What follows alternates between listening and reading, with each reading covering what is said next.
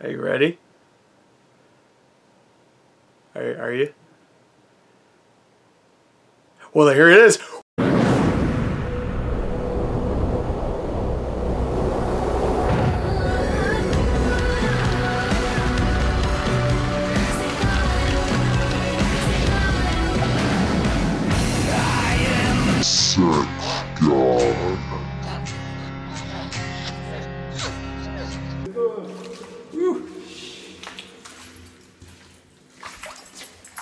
Yo, what's that? Look at that. Another. Stop! You have no talent! Fuck you!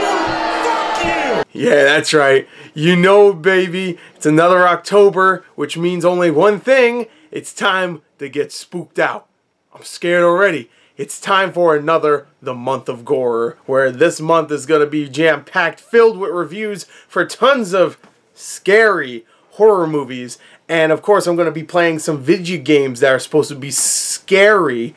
And I might even do a couple of reactions for some short horror movies that are supposedly scary. So, without further ado, let's start off with the first movie I'll be taking a look at this month. And it's probably one of the biggest horror movies of this month, which is weird because it's not even coming to theaters. This is Leatherface, which is the brand new Texas Chainsaw prequel. I should say that because about 10 of these movies at this point are fucking prequels. I'm already sick of hearing the origin stories of the Texas Chainsaw Massacre. Hasn't there been already like 3 of them?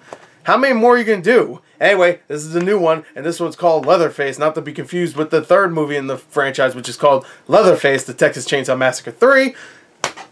Cool. Yeah, I mean, we ditching the Texas Chainsaw part, putting Leatherface in the title, which is already a movie, so I'm already confused.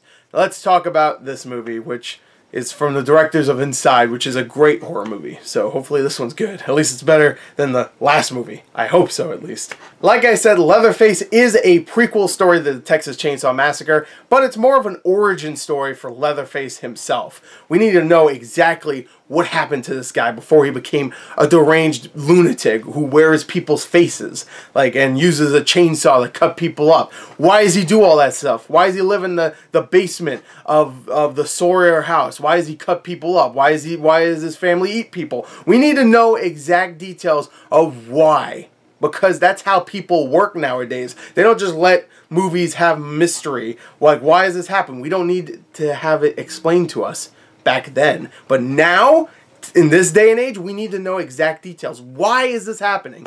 So we have an origin story for Leatherface.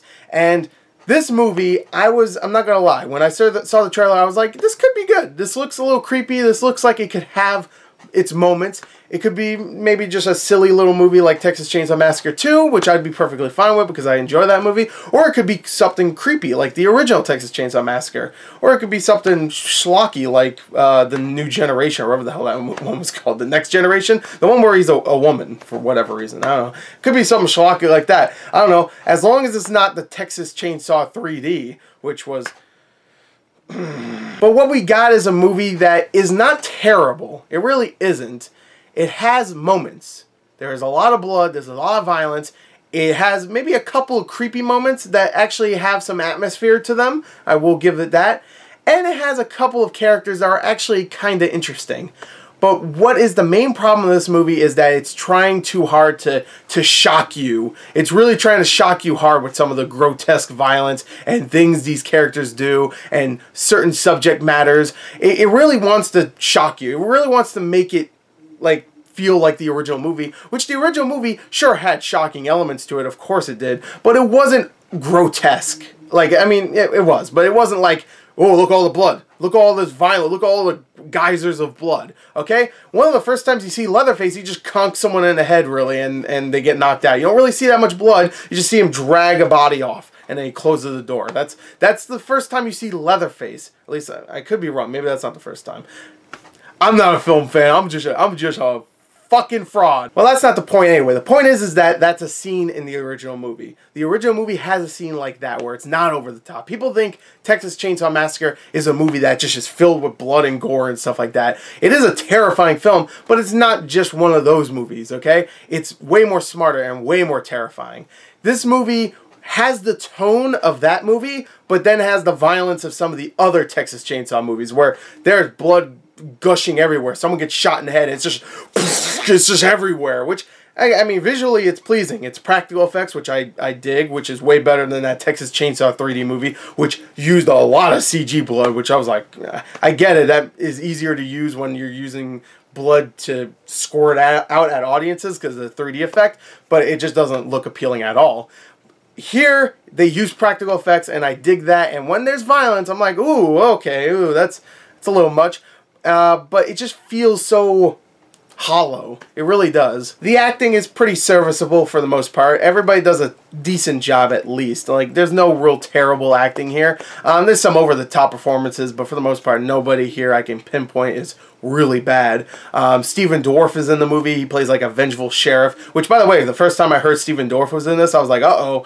But he's actually okay. Even though in the beginning of the movie I was like, he's not really selling this. There's something that happens to his character in the beginning that is like life-changing. Like, it's something that really you should be breaking down way more than he actually is, because he's all upset and then he's kind of like back to normal Stephen Dorff. I'm like, okay.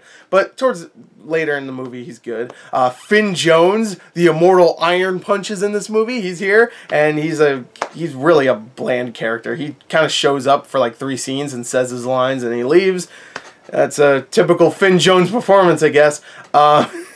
Sorry. I mean, I don't hate him, but he's not great. Lily Taylor is pretty good in the movie as the matriarch of the Sawyer family. She's probably, when it comes to the Sawyer family, the least hillbilly-looking one of the group, which I thought was a nice touch, because the matriarch would probably look more human. Like, these Sawyers, some of them just look like, I don't know, man. Is there like a hillbilly planet in the stars that hillbillies come from and just like land on Earth? Because I don't believe these people are human at all. But she's like the most normal of the family, which makes sense. Again, she's the matriarch. She's the one holding the family together, and she's good in the movie. She's just not in it too much. I love Lily Taylor. You know, she's, ever since she was like in all these indie movies in the early like 2000s and late 90s, like I've always liked Lily Taylor. But she's good in this. She is. And the rest of the cast is good too. There's some newer up and coming actors here that are solid. For the most part, everybody does their job. There's really no terrible performances. Now, besides just the acting, there is some other stuff that I would consider good in the film. I said earlier, there's a couple of scenes that actually do work, and there's a couple of characters that are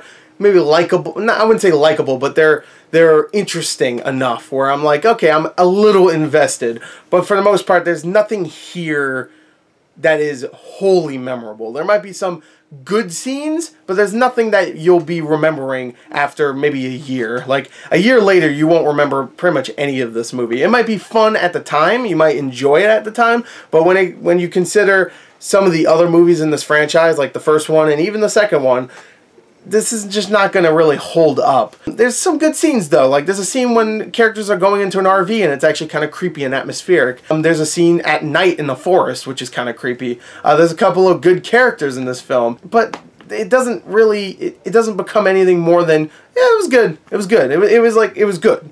But the whole movie, like, as a whole, just feels unnecessary. It really does. Nothing here tells me anything that I either needed to know or I didn't already know about the character Leatherface, or about the Sawyers, or about this backwoods-ass world that these characters live in. And another thing, this does not feel like a prequel to the Texas Chainsaw Massacre. What it feels like a prequel to is Texas Chainsaw 3D. It really does, especially when you consider Lily Taylor's character is Verna, who is the name of the grandmother in Texas Chainsaw 3D, who you don't really see in the movie. You just see like pictures of her. And there's no character in the original called Verna. So this is a prequel to Texas Chainsaw 3D. Really?